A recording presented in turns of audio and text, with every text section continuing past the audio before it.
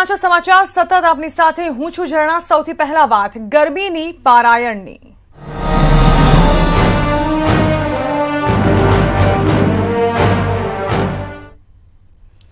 રાજ્યભરમાં આકરા ઉનાળાના રૌદ્ર સ્વરૂપને લઈ ગરમીનો પારો ઉંચકાયો છે। અમદાવાદમાં 43.7 ડિગ્રી ગરમી નોંધાતા ઓરેન્જ એલર્ટ જાહેર કરાયું હતું। આવનારા 2 દિવસોમાં હીટવેવની આગાહી કરવામાં આવી છે અને લોકોને કામ સિવાય બહાર ન નીકળવા માટે હવામાન વિભાગ દ્વારા જણાવવામાં આવ્યું છે। એપ્રિલના પ્રારંભે જ રાજ્યભરમાં ગરમીનું કાળઝાળ મોજું ફરી વળતા લોકો તોબા પોકારી ઉઠ્યા છે। ગુરુવારે રાજ્યભરમાં હીટવેવની સ્થિતિ વચ્ચે લોકો અકળાઈ ઉઠ્યા હતા અને પરસેવે રેબઝેબ થયા હતા। એપ્રિલ મહિનામાં ગરમીનો પારો 45 ડિગ્રીએ પહોંચી જાય તેવી શક્યતાને નકારી શકાય તેમ નથી। અમદાવાદમાં ગુરુવારે ઉનાળામાં પહેલીવાર ગરમીનો પારો 43 ડિગ્રીને વટાવી ગયો હતો, જેને લઈ માર્ગો સુમસાન બન્યા હતા। તો લોકોએ કામ સિવાય બહાર નીકળવાનું પણ ટાળ્યું હતું। આ વર્ષે વરસાદ ઓછો થતાં સોઇલ મોઇશ્ચર અને સરફેસ એનર્જી બેલેન્સમાં ફેરફારથી રાજ્યમાં ગરમીની તીવ્રતા વધી છે। સાથોસાથ સૌરાષ્ટ્ર અને અરબી સમુદ્રમાં મધ્ય લેવલે સર્જાયેલા હાઈ પ્રેશરની અસરથી ભેજ ઘટતા જમીન સૂકી બની છે, જેથી રાજ્યના 8 શહેરોમાં ગરમીનો પારો 42 ડિગ્રી તેમજ અમદાવાદમાં 43.7 ડિગ્રી સાથે રાજ્યનું પ્રથમ અને દેશનું 6થું ગરમ શહેર બન્યું હતું।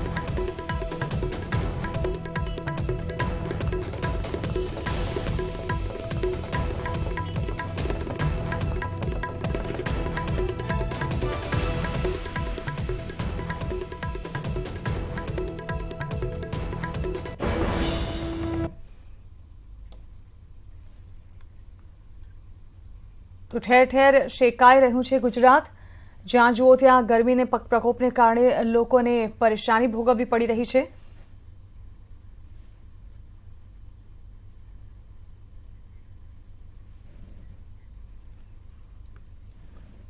એક તરફ જ્યાં એપ્રિલની શરૂઆતમાં જ કહી શકાય કે ગરમીનો પારો જે છે તે હદ વટાવી રહ્યો છે। અત્યાર સુધી 20 વર્ષમાં એપ્રિલની શરૂઆતમાં જ પારો 43ને પાર પહોંચી ચૂક્યો છે, જેમાં અત્યાર સુધી સૌથી વધુ ગરમી નોંધાઈ હોય એપ્રિલની શરૂઆતમાં જ તેવા આંકડાઓ સામે આવી રહ્યા છે। જો કે જે પ્રકારે 20 વર્ષના આંકડાઓ કહી રહ્યા છે, એપ્રિલ મહિનાની શરૂઆતમાં 43.7 ડિગ્રી નોંધાયું હોય એવું પ્રથમવાર બન્યું છે। તો રાજ્યભરમાં કંઈક આ જ પ્રકારે ગરમી પ્રકોપ બતાવી રહી છે। સુરેન્દ્રનગર 43.4 ડિગ્રી તાપમાન નોંધાયું હતું અહીં, તો અમરેલીમાં 43.2 ડિગ્રી તાપમાન રહ્યું હતું, ડીસામાં 43.2 ડિગ્રી, રાજકોટમાં 42.8 ડિગ્રી તાપમાન નોંધાયું હતું। ઠેર ઠેર ગરમી જે છે તે કેર વર્તાવી રહી છે। ભુજમાં પણ 42.8 ડિગ્રી તાપમાન નોંધાયું હતું, તો ગાંધીનગરમાં 42.6 ડિગ્રી।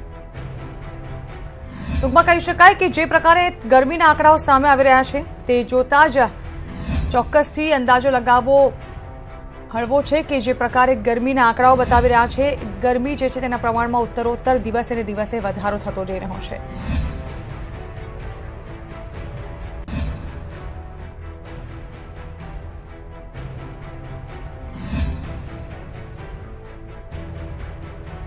તો વર્ષ 2009માં ગુજરાતમાં દુકાળ પડ્યો હતો, જેને કારણે ગુજરાતમાં વર્ષ 2010માં 7મી એપ્રિલે ગરમીનો પારો 43.4 ડિગ્રીએ પહોંચ્યો હતો। આ વખતે અલ નીનોની ઇફેક્ટ અને સોઇલ મોઇશ્ચરમાં ફેરફારથી જમીન સૂકી રહેશે, જેથી ઉનાળામાં ગરમીનો 46 ડિગ્રી સુધી પહોંચતા ગરમી વધુ પડવાની શક્યતા છે। પરંતુ એપ્રિલની શરૂઆતમાં જ ગરમીનો પારો સામાન્ય કરતાં 6 ડિગ્રી વધીને 43.7 ડિગ્રીએ પહોંચ્યો।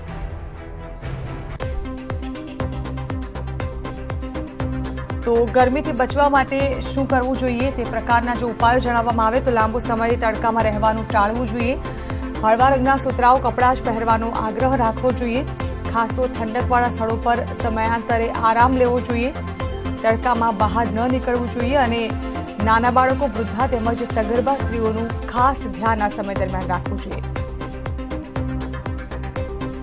લક્ષણોની જો વાત કરવામાં આવે તો ખૂબ પરસેવો થવો અને અશક્તિ લાગવી, માથાનો દુખાવો થવો, ચક્કર આવવા કેટલાક લક્ષણો છે જેના થકી આપ એ અંદાજો લગાવી શકો કે આખરે આપને લૂ લાગી ગઈ છે અને તેનાથી બચવાના ઉપાયો પણ જલ્દી શરૂ કરી દેવા।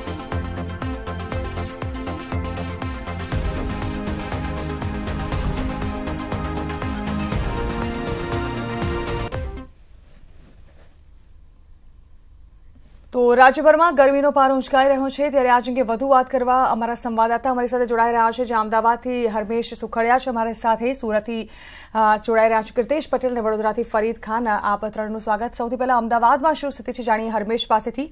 હરમેશ, 43.7 ડિગ્રી તાપમાન સાથે સૌથી ગરમ શહેર અમદાવાદ. જાણવા માંગીશું શું સ્થિતિ પ્રવર્તી રહી છે હાલ ગરમીને કારણે અમદાવાદમાં?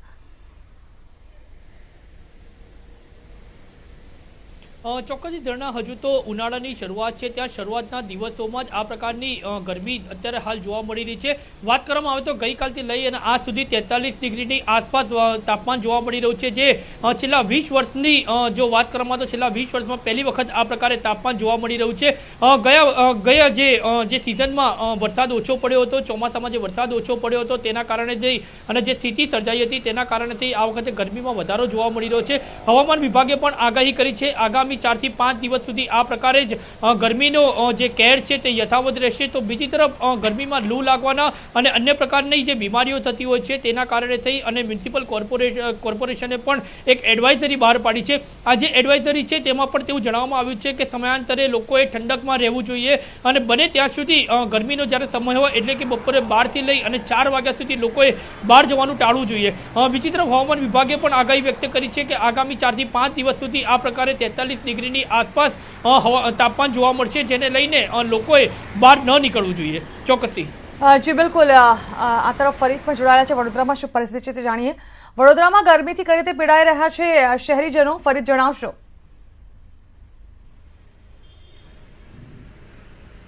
ચોક્કસ ઝરણા, ઉનાળાના પ્રારંભે જ જે ગરમીના જે કપરા દિવસો જે છે વડોદરા વાસીઓ પણ તેમાંથી બાકાત નથી.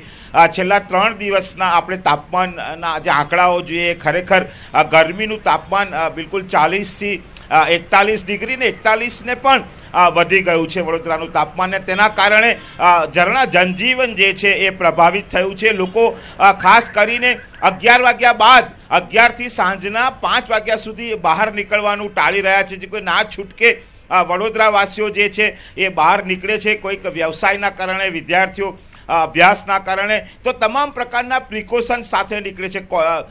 જે યુવતીઓ જે 2 વ્હીલર્સ ખાસ કરીને ચલાવે છે એ કોટન્સના દુપટ્ટાથી પોતાના શરીર અને પોતાના જે મોં ઉપરના જે અંગો જે છે ઢાંકીને રાહત લેવાના પ્રયાસ કરે છે. ઠંડા પીણાઓની જે ડિમાન્ડ જે છે એ પણ વધી ગઈ છે અને ખાસ કરીને ગ્રામ્ય વિસ્તારોના રસ્તાઓ, વડોદરા શહેરના રાજમાર્ગો પણ સુમસામ પાસે છે. અત્યારે 9 થી 9:30 વચ્ચે પણ જુઓ છો કે જે રીતે ગરમી, જે રીતે સૂર્ય, જે રીતે તાપમાન જે રીતે ધીમે ધીમે વધી રહ્યું છે તેની અસર પણ અત્યારથી જ વર્તાઈ રહી છે. અત્યારે પણ જે સંખ્યા જે આ અતિ વ્યસ્ત વિસ્તારમાં અમે અત્યારે સ્ટેશન રોડ પર ઊભા છે, પરંતુ જે રીતે આ પીક અવર્સમાં પણ જે સંખ્યા જોઈએ, લોકો કામ વગર હવે બહાર નીકળવાનું ઝરણા ટાળી રહ્યા છે. ખાસ કરીને જે વડોદરા મહાનગરપાલિકાએ પણ એક એડવાઇઝરી, જે એક જાગૃતિના અભિયાનના ભાગરૂપે કે તાપમાનને કારણે નાગરિકોને સનસ્ટ્રોક ના લાગે, લૂ ના લાગે અને એવા કોઈ પણ પ્રકારના ગરમીના કારણે કોઈ તકલીફ ના થાય તેના માટે પ્રિકોશન્સ માટે અનેક સ્થળોએ હોર્ડિંગ્સ લગાવ્યા છે. વધામાં વધુ પાણી પીવાની સલાહ આપવામાં આવી રહી છે. ઠંડા પીણા પીવા જોઈએ જેથી શરીરનું તાપમાન જે છે એ ગરમીમાં મેન્ટેન થઈ શકે. આમ વડોદરામાં પણ ઉનાળાના પ્રારંભે જ વડોદરાવાસીઓ ગરમીથી બિલકુલ ત્રાહિમામ બિલકુલ અનુભવી રહ્યા છે અને તેની અસર સમગ્ર જનજીવન ઉપર સ્પષ્ટ દેખાઈ રહી છે. જી બિલકુલ. સુરતમાં પણ પરિસ્થિતિ જાણવાની કોશિશ કરીએ. સુરતથી કીર્તેશ જોડાયેલા છે. કીર્તેશ, કેવી પરિસ્થિતિ છે ત્યાં ભારે ગરમીને કારણે? સુરતવાસીઓને શું પરેશાની ભોગવવી પડી રહી છે?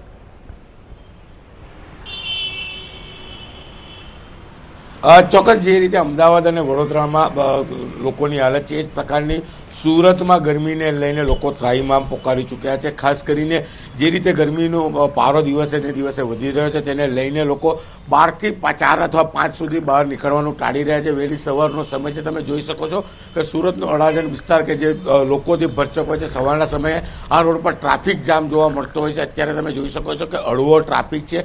લોકો વહેલી સવારે પોતાના ધંધા રોજગાર ઉપર જતા રહે છે. બપોરના સમયે બહાર ના નીકળી એસીનો ભરપૂર ઉપયોગ કરતા હોય છે. પોતાના ઘર અથવા ઓફિસમાં એસીમાં બેસવાનું પસંદ કરે છે.